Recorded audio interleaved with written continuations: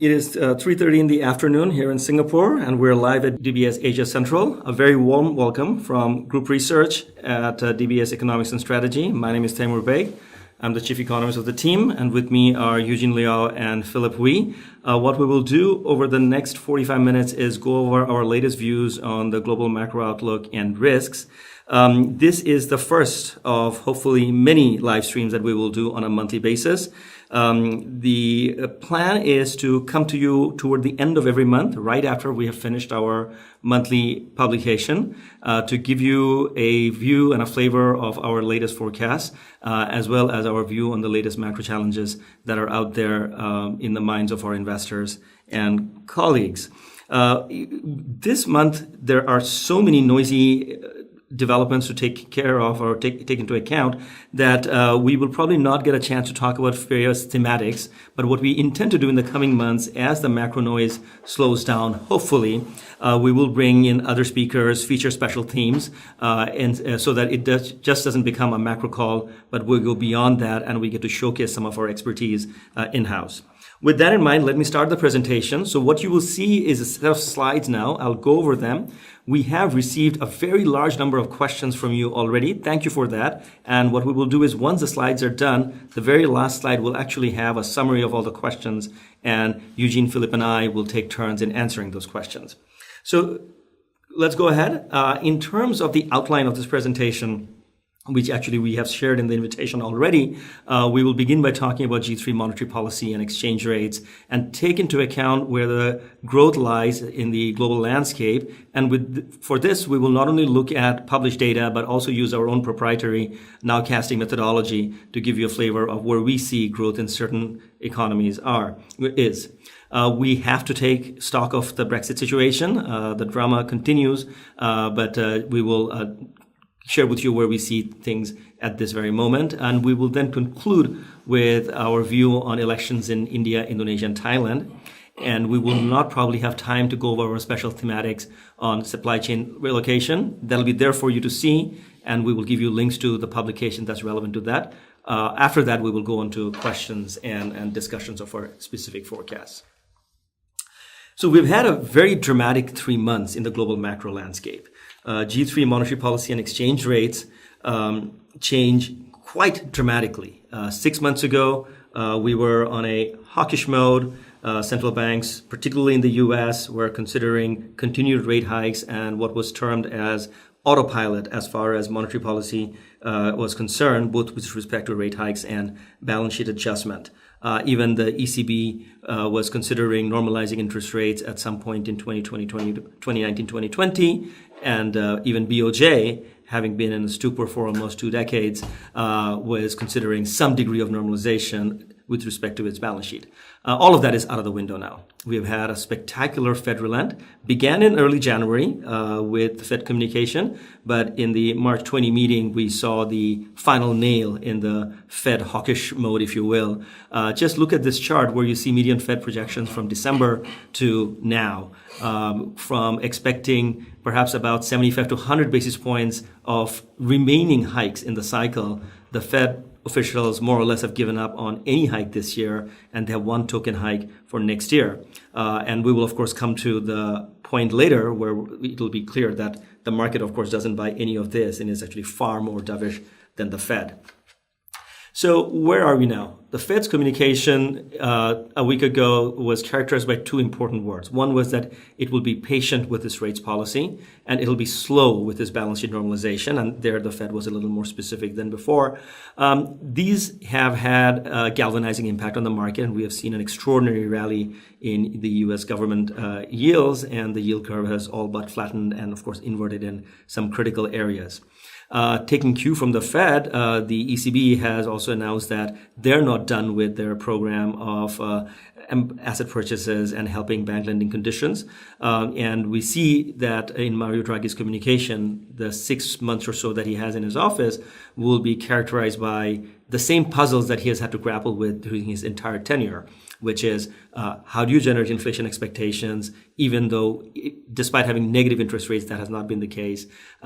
What is causing European demand to slow so sharply and so quickly, and what can be done to turn that around? And then also the issue of monetary policy normalization. Is that just a pipe dream, or should the ECB still say that they're looking at generating 2% inflation over the medium term and adjust their policy? Then we have the Bank of Japan, which is, again, more or less, stuck in the camp of negative interest rates and substantial asset purchases. That is continuing with the BOJ. But far more important, I suppose, is PBOC, which went dovish long before any of the major central banks of the world. Starting early last year, the PBOC has been cutting interest rates, injecting liquidity, creating conditions that would ease lending facility for SMEs and other entities. So just like we saw in 2008, when cutting interest rates or thinking about quantitative easing was still a controversial subject, PBOC, even at that time, took the lead globally, in my view, in recognizing the global risks and went dovish very, very quickly. And just like that, even in this cycle, it seems to me that PBOC has been sort of leading the pack, if you will, and setting the tone of global monetary policy stance. Let's take a look at what is causing these central banks to become so dovish so quickly. Till August, September last year, things did not look that bad. In fact, as recently as November of last year, you had the U.S. Federal Reserve communicating very assertively that interest rates will continue, and they were nowhere close to the neutral rate. In fact, if you look at the data that is available for the October-December quarter of the U.S., growth actually was not that bad. Even after last night's downward revision, growth was about 2.2%. But at the same time, the nowcast models from the Atlanta Fed and New York Fed suggest that the January-March quarter will be particularly weak. And as of now, the U.S. is tracking something around the range of 1.5%, which actually is a little better than it was even just a few weeks ago when it seemed like it was tracking at 0%. Let's look at that nowcasting picture in the context of China and India, for which we have our own model. And I will talk a lot about China's stimulus and its impact on helping China's economic outlook to bottom. But at least as far as our nowcast is concerned, which looks at a series of high-frequency variables and tries to correlate them with actual GDP figure, that shows basically flat to weakening growth momentum in China, where we see, at least by the second quarter of this year, growth could fall all the way down toward 6.2% or so. In the case of India, there's been a pronounced slowdown since the first quarter of last calendar year, and that continues. And our nowcasting model is also picking up sub 7% growth, or just around 7% growth for the present and the next quarter.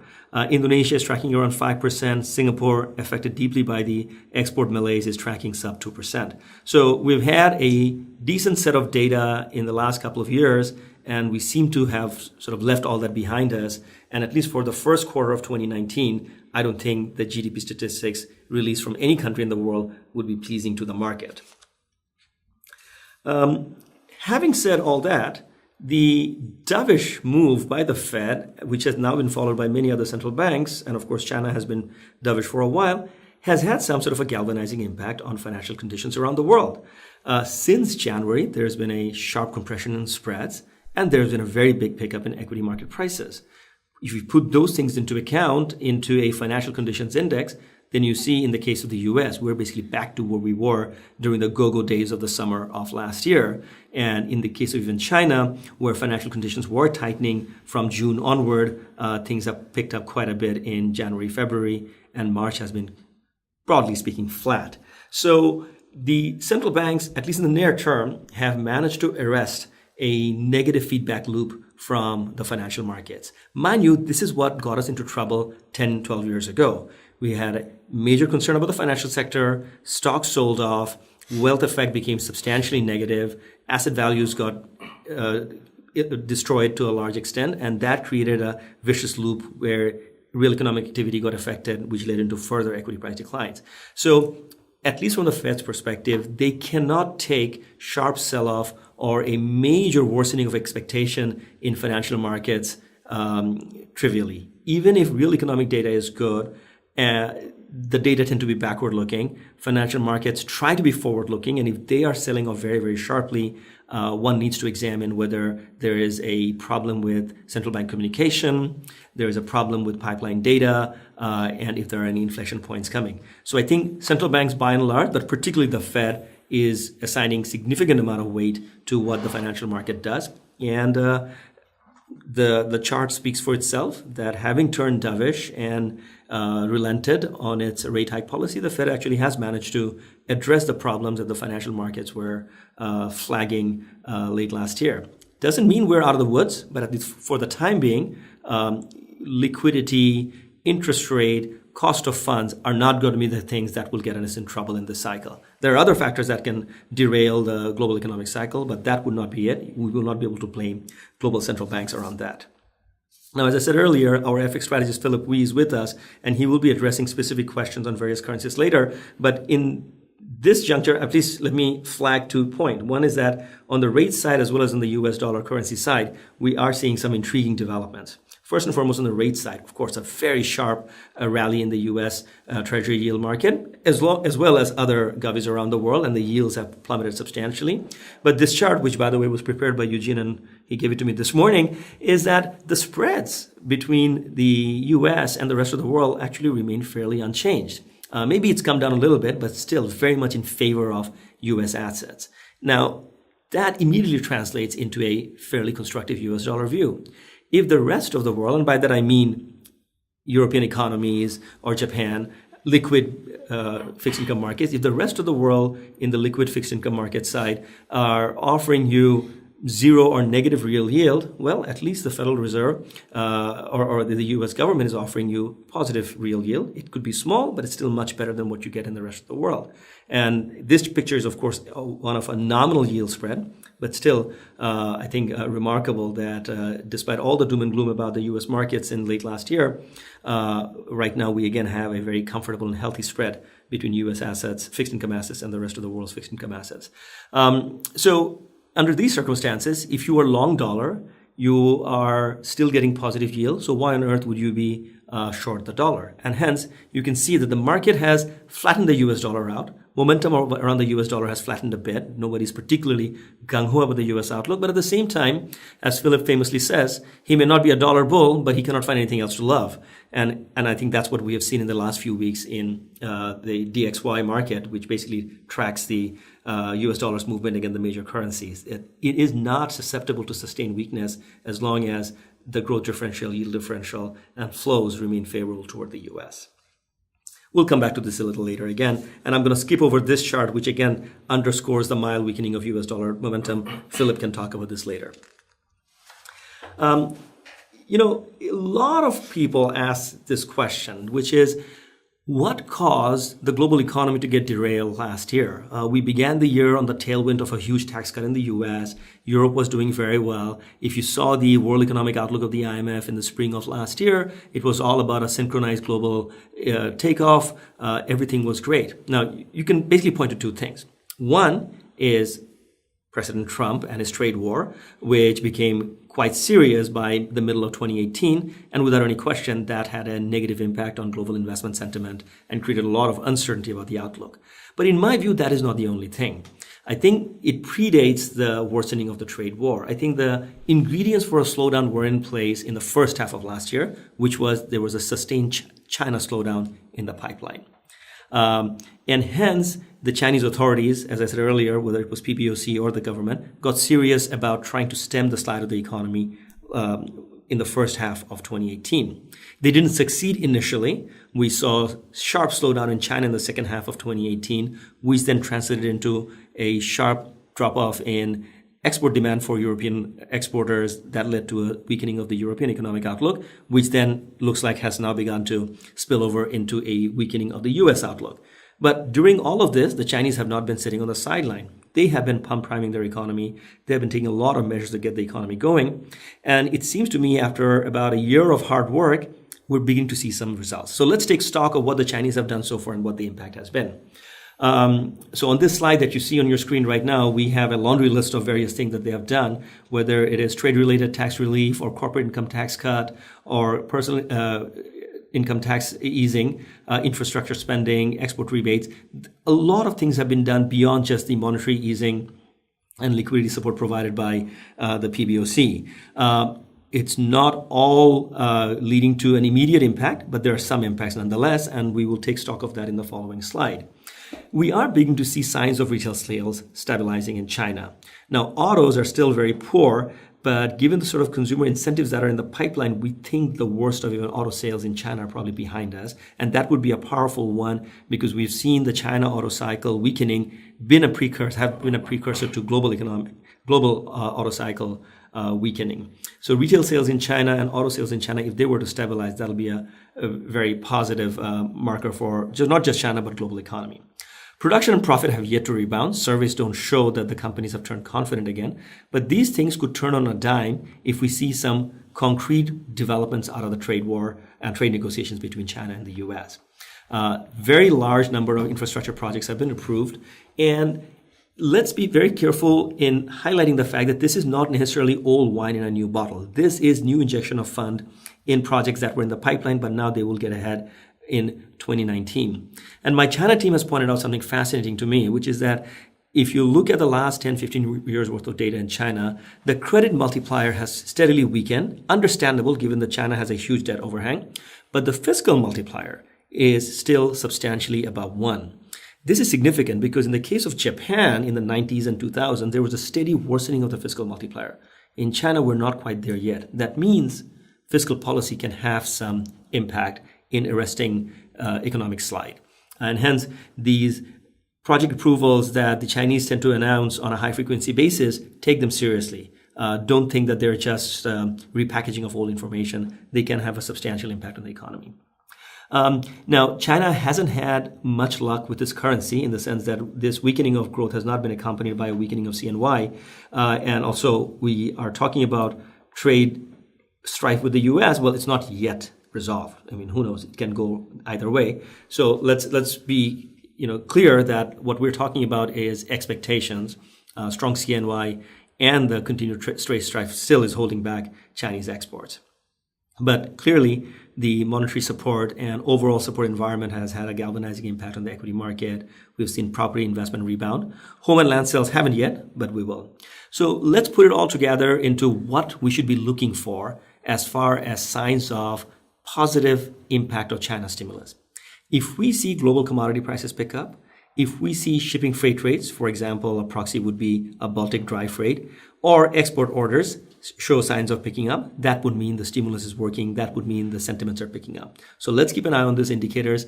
We think that we are very close to a bottom and we will see some positive news out of China when April, May data come along. So it's not going to happen immediately. March data will probably be still pretty weak, but after that, don't be surprised if this is going to be a good one. For those who want to know more about this, we have provided links to our report written by our analyst Nathan Chow, which came out day before yesterday. Questions on where Asian rates are going are raised all the time. There are some central banks out there who are giving fairly dovish signals. India has already gone ahead and cut rates once, maybe again happening next week. Indonesia hasn't taken that jump yet, but we think that Indonesia also has room for rate cuts. Whether that happens before or after elections, my view is probably after elections. There's not that much time left. Then there is the issue of countries like Philippines and perhaps even Thailand. Thailand has been characterized by exceptionally strong exchange rate dynamic, and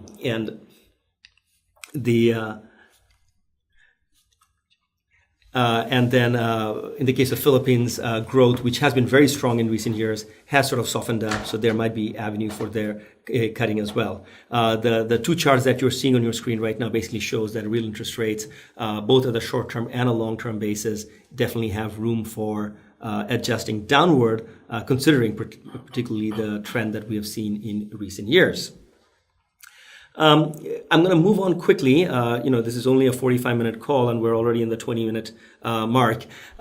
So sitting here in Asia, those of you who are dialing in from London, you may not learn anything from this slide, but in Asia, we do have a lot of investors with exposure to the UK, and what happens with Brexit has been a source of fascination and to some extent concern. Where we stand right now, Philip may also touch on this later on, but just quickly, it seems to us that there is a decent odd that tonight the UK Parliament finally capitulates and votes for Theresa May's Brexit deal, but this will only happen in the context of her promising to step down after a couple of months or so. So that's possible, which is why I have the rather cheeky bullet there, a May Brexit without May. But given how much full of surprises the British Parliament has been, let's not be so confident that everything is going to work out. But independent of where we stand, the second phase of Brexit negotiation itself would be a fairly torturous, long process where the actual details of the post-Brexit life would be hammered out. So under those uncertainties and the complexities associated with that, and given the fact that the electorate is still exactly half-half on either side of the fence, we find it difficult to think that the pound will find any sustainable support in any of these outcomes. This is my final slide, and after that we're going to look at these high-quality questions that you have all sent out. We will begin by looking at the Thai election. I think the press has already started talking about where the election results are, but official results will only be signed off on the 9th of May. There has been an interesting twist since the beginning of this week where the seven-party coalition, the anti-junta coalition, has staked a claim also to forming a government. We think that odds are that they will be a strong opposition and that Prime Minister Prayut will remain in office, but we have to wait for a couple more weeks to get more clarity on this issue. But the Thai markets, I think, have their own issues, which is a strong baht, uncertain tourism outlook, and those things, in my view, don't really get addressed by the election-related dynamic. Hence, I will not necessarily connect possible electoral outcome with Thai markets. India has its lower house elections. The largest election in the world will be held over 4 to 5 weeks between mid-April and mid-May. Results will be on the 23rd of May. We're not going to speculate about who's going to win the election. Prognosticating Indian election has been a fool's errand over the last 3 election cycles, so we will not even bother. But we will point out to a fascinating event study that our India economist Radhika Rao did recently, and you can see the link to that on this slide, where she shows that growth actually tends to pick up after elections in India. Understandable, some uncertainty gets resolved, and whatever investments were postponed before the elections tend to take place, and hence markets will be pleased by that, independent of what the actual outcome and the knee-jerk reaction after the outcome happens to be. Because these observations that we have are multi-quarter observations, not just the day after the elections. We also find that fiscal slippage, which is a very expected outcome that one would have, that leading into the election, the government spends a lot of money, and after that there is a hangover. The evidence actually is not that straightforward. A very large economy fiscally has many rigidities. It just cannot turn on and turn off fiscal taps so easily. So we don't necessarily see a major fiscal policy cycle around elections in India, although conventional wisdom seems to suggest that there is one. Anyway, I will not spend much more time there, but I do urge you to take a look at it if you're interested in what tends to happen to markets, rupee and stock market and so on before and after a typical election in India. Then there's Indonesia, where we have the presidential elections coming up on the 7th of April. The race is not wide open, but still tilting very much in favor of President Jokowi. But we have seen this game play out in Indonesia in the past as well. Trends reverse themselves quite dramatically as the election gets closer, so we would not be surprised if there's a late tightening of the race. But I think market pricing and our own expectations are still toward a re-election of President Jokowi. I have said earlier that we did have slides on a very fascinating thematic, which is the potential for supply chain relocation. I simply don't have the time to go over that. Our economist Ting Ma published a really insightful piece on this. We have a video about this on our Macro Insights page. Feel free to check that out on our YouTube playlist channel. But I will, for the time being, just move on from there. You do have 3 more slides of our forecast. No time for that either. Okay, as I said earlier, that we are very pleased that the reaction from the first time of our macro live stream has been extraordinary in terms of the high quality questions we have received. So what I've done is, for everybody's information, put up the first 20 odd questions right on the screen. And we will go through them one by one till we run out of time. We have about 20 minutes, so perhaps we can take quite a few of these questions in mind. The first question, actually, I'll take that, which is what will cause the US recession probability to jump? I will answer this question from a multi-asset investment angle. I don't think that there is much in the pipeline by way of an earnings surprise or inflation surprise that could derail the fixed income or the equity market. You may see some disappointment, you may see no support for those markets, but that to me is not going to lead to a major discrete change in market expectation, cause a negative feedback loop from market sell-off to wealth effect to real economic activity. So I don't think that's where the risks lie. Risk, in my view, lies in the credit market. In the US, there's a huge overhang on the leveraged loan market. In China, we are all familiar with the narrative of massive debt buildup over the last decade or so. The chance of credit events, that causing nervousness, that causing negative sentiment as far as credit crunch or investment is concerned, all of those could very easily happen. And to me, if we're going to see a substantial rise in recession probability, it would stem from credit-related risks. Of course, given the rally in recent days or months, you wouldn't think that is a big risk that the market is worried about. But if I were to look at the various asset classes, that's where I will be. Okay, so now I'm going to bring in Eugene Liao, our fixed income strategist. Eugene, welcome to our first ever live stream. As you can see, among the questions, a lot of questions about yield curve inversion, recession probability. You and I did a video on this a few days ago. I think it's time for you to sort of update and summarize, what you said in that video. Yeah, so I think the question comes up repeatedly in my client interactions, and if we look at what the New York Fed model suggests, the recession probability, looking at the 3-month 10-year, is probably close to 30%. Now, 30% sounds very high, and for sure these concerns are warranted, hence the Fed pivot over the past 3-4 months. The question is 30% too high, given that the central bank balance sheets across the major economies are all bloated? So this means that the chance of an inversion is much, much higher now compared to, say, 5 to 6 over the past 50, 60 years. So I would say recession risks are warranted, but probably overstated. Okay, and is it just because you see this segmental inversion as more of a technical phenomenon? Yeah, so the yield curve by itself does not cause a recession, right? It is simply bets by participants that interest rates are not likely to be as high as where it is now. And so there have been some rate cut bets priced into the front of the yield curve. So for example, the Fed funds futures and short-term treasury rates are pricing in 2 cuts by the end of next year. Now, the issue then is it warranted? Because we are leaning more towards a slowdown. And yes, now that the Fed has taken out upside risk, the market has to price some downside risk. Right? And these kind of levels, with 2 rate cuts being priced in, what would drive a further rally in US treasuries? What would push US dollar rates even lower? These risks have been flagged by Timer just now in the previous question, and that you probably take some kind of a credit event. And I would add to that you probably need to see some material weakening in the US labor market, specifically in terms of job creation, maybe weak wages or high claims that suddenly pop up. All these signs are not there yet, right? The US economy is coming off the boil because of the tax cuts, but it is slowing. I don't see recession risk as being as high as what the traditional model suggests.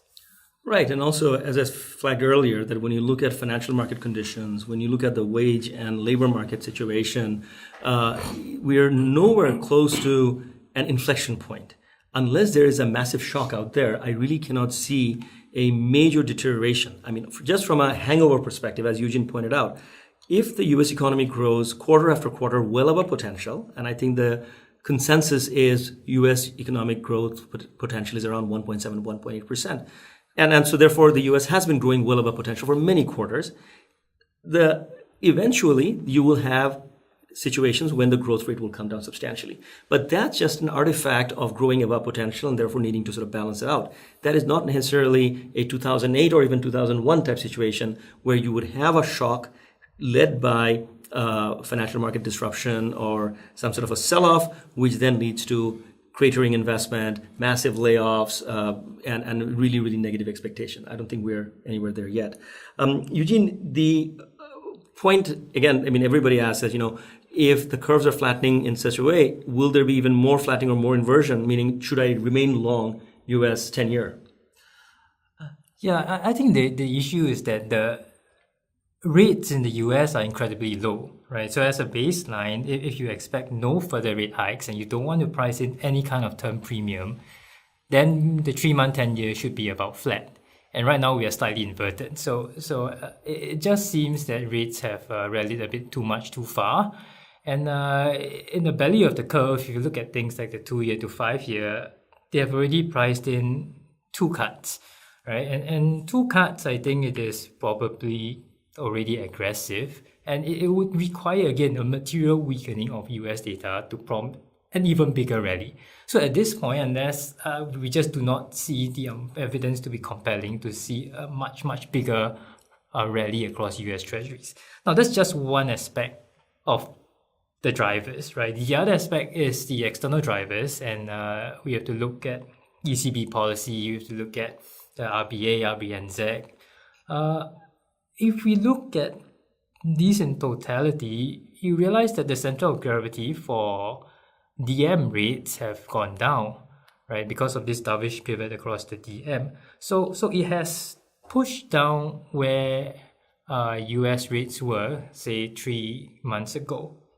But now that we have 10-year German bond yields close to zero or slightly below, and you have the BOJ's, JGB yields 10-year again below zero, we have to start wondering whether is the bulk of this rally across the G3 bonds largely done, because there has got to be some kind of a floor. It might be negative 0.1, but we are not that far away anymore. So this drag onto US yields from this external front should be starting to dissipate. Right.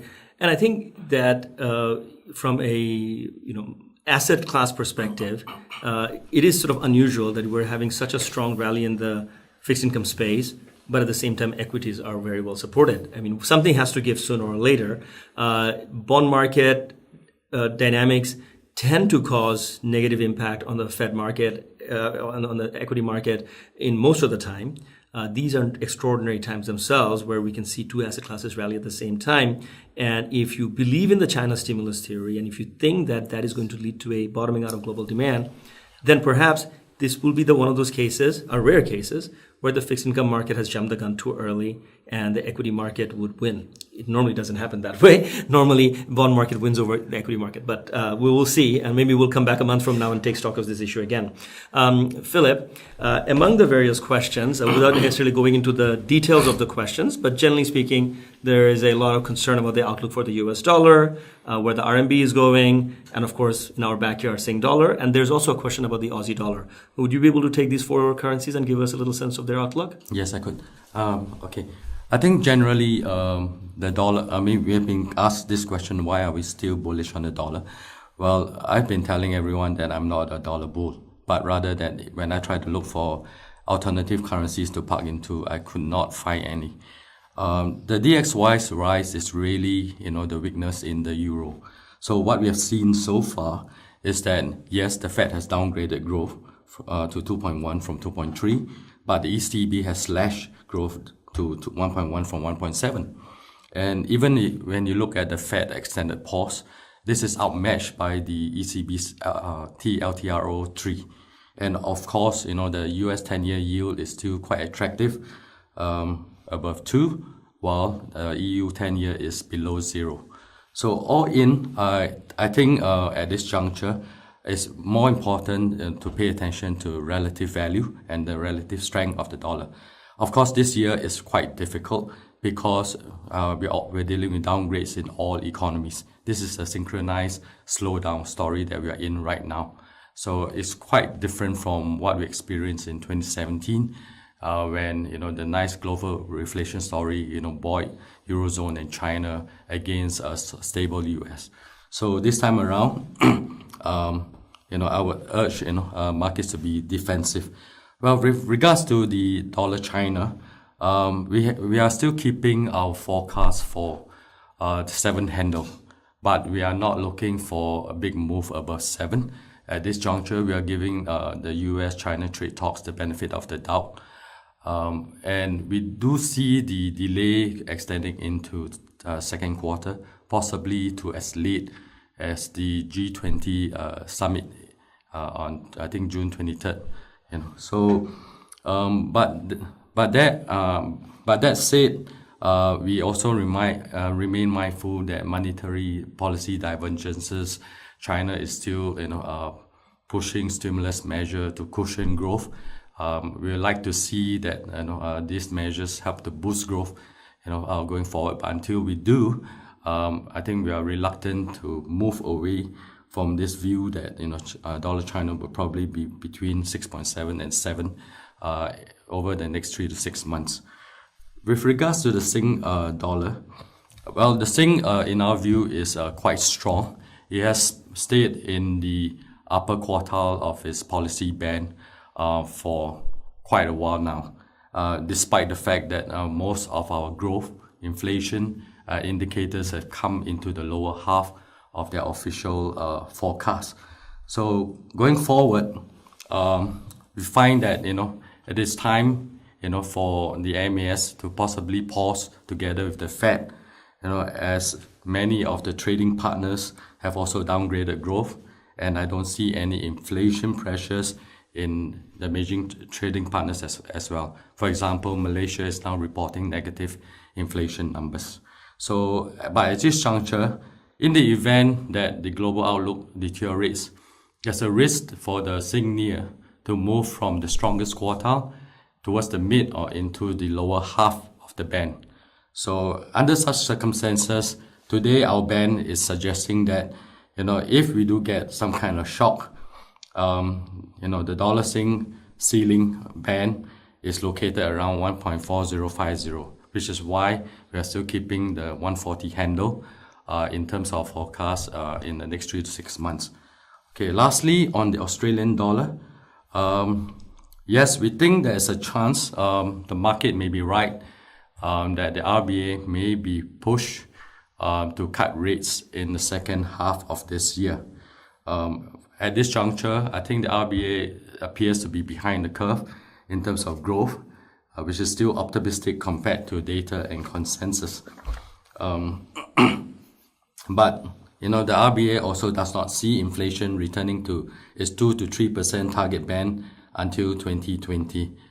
At the moment, I think the RBA is still giving the tight labor market the benefit of the doubt, which has started to move wage increases up. But unfortunately, the pace is still pretty gradual. So at this juncture, I think Australia's growth outlook is quite tied to China. So if China delivers, the Aussie could probably hold within this 70 to 72 range they has been in. But, in the event that growth continues to head down and the push comes for the RBA to cut rates, then the specs who have sort of cut their positions, their short Aussie positions on the Fed pause, may reinstate these positions once more. And under that circumstance, we think that the Aussie can start pushing decisively below the 70 level. I'd like to see that. Eugene, we haven't touched on Sing rates. Could you add a little bit? Yeah, so Sing rates, I think the main point to note is that we have to watch the Fed policy very closely and where US dollar rates are going, because where dollar rates go, I think for Sing rates, 70% of that is explained from the moves in the dollar rates anyway. So if we look at the short-term rates, the SIBOR and SOR, we are seeing the Fed to be on hold through to the rest of 2020, then we should reasonably expect that the SIBOR and SOR should be rather flattish over the coming few quarters.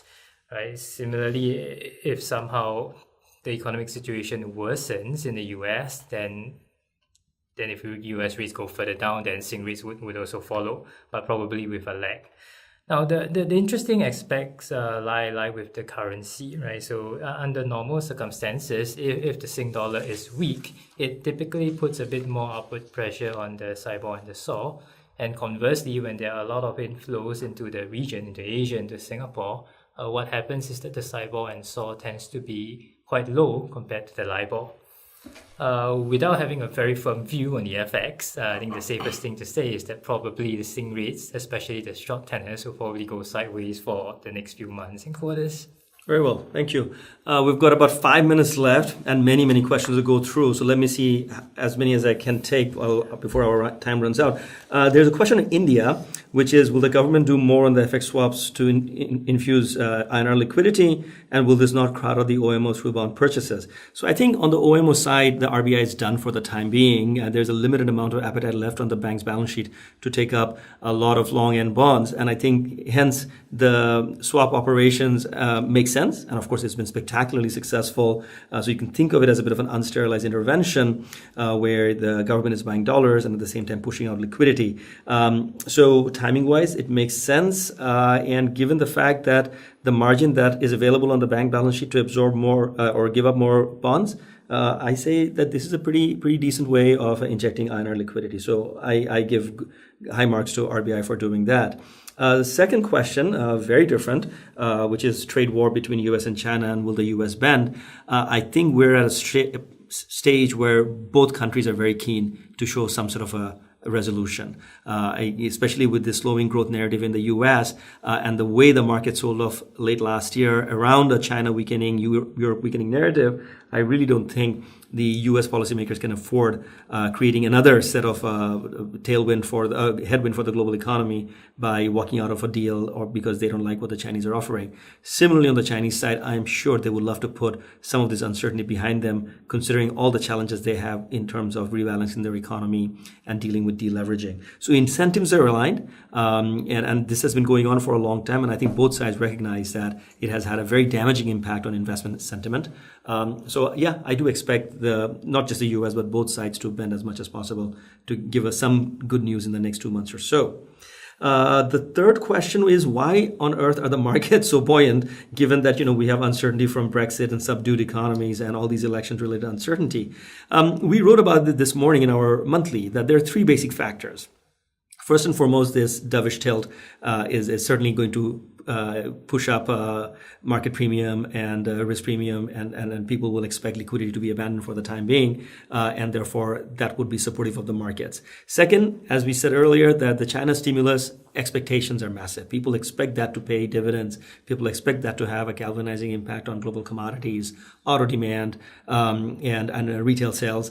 It hasn't quite happened yet, but that certainly is an expectation that is supporting global markets. We have seen huge flows into Chinese markets in the last few months. And then there is the trade talk issue that I just touched on. The third question is related to the global auto industry and how serious it is. I think there are several serious aspects to that. And this is not just about global automotive industry, but also for the global electronics industry. Independent of all that has happened in this cycle, I think both of those industries are going through a secular change. Global demand, the proliferation of ride-sharing apps, services, and electric cars, everything is changing the way auto demand and auto supply will calibrate going forward. So I think this would create a lot of challenges for traditional automakers and open up opportunities for the companies that are new and more nimble, and consumers themselves may not be that keen on changing their models as quickly as they used to in the past. So I think the threat of slowdown in the global auto industry and electronics industry is substantial in the near term as all these structural changes take place, and there will be clear winners and losers. It will not be one size fits all. So that's my basic view on that issue. The final question I'm going to take is, what made the Fed change the stance to end the hiking cycle? Now, we have talked about this a lot already, but it is probably befitting to end also on this issue, is that you need to appreciate how much importance financial markets play in the global economy these days. So backward-looking data may show the economy doing just fine, But if forward-looking market participants become very bearish about the outlook, the Fed or anybody else will not be able to wait till data turns poor. They have to act in advance. Otherwise, it becomes a self-fulfilling process. So with that in mind, we continue to follow the economies, but we have a strong strategy team with us who help us look at the markets, and together we form our views, and that's the view we try to present to you. And hopefully next month when you come back to us, we will talk more about some of these issues and expand on some of the thematics that are characterizing Asia's present and future. That's it from us, from our macro live stream. I hope you enjoyed the call. Thanks very much and have a great weekend.